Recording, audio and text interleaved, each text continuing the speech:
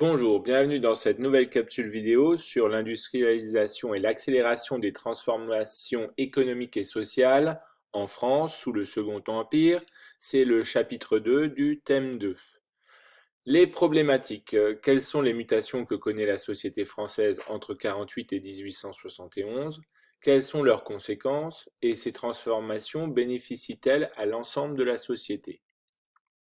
Grand 1, une France qui s'industrialise et s'urbanise.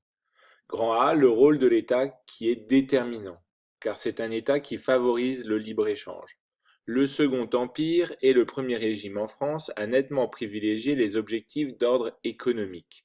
Séduit par le saint-simonisme, donc le saint-simonisme, c'est une idéologie, une doctrine économique qui cherche à obtenir, à parvenir à l'intérêt général par la production industrielle et les échanges commerciaux et la création d'une hiérarchie sociale renouvelée.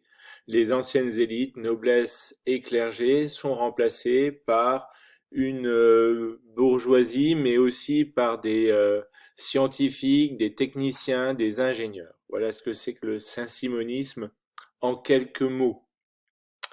Donc Napoléon III est séduit, influencé par ce saint-simonisme, et donc il entend favoriser le développement de la production et des échanges.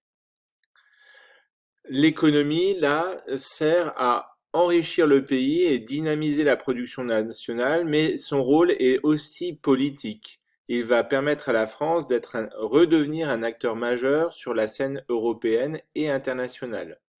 Donc la modernisation économique et l'autoritarisme politique vont de pair.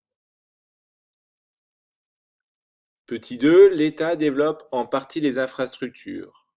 En 1852, lors du discours de Bordeaux, Bonaparte annonce un programme ambitieux d'amélioration des infrastructures de transport et le développement du crédit.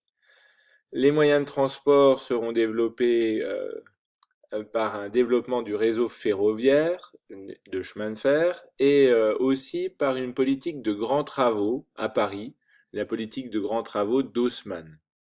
Haussmann, c'est ce préfet de Paris qui va se lancer dans une politique de rénovation, de réhabilitation de quartiers de Paris.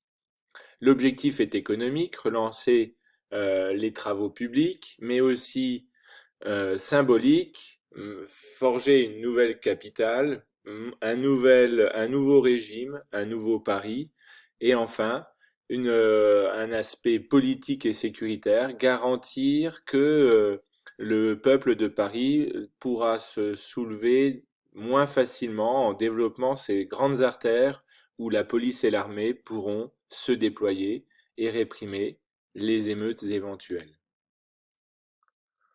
On pourra donc se poser comme question de synthèse, de révision, pour voir si on a bien compris cette vidéo, quel rôle joue le régime impérial dans l'industrialisation de la France.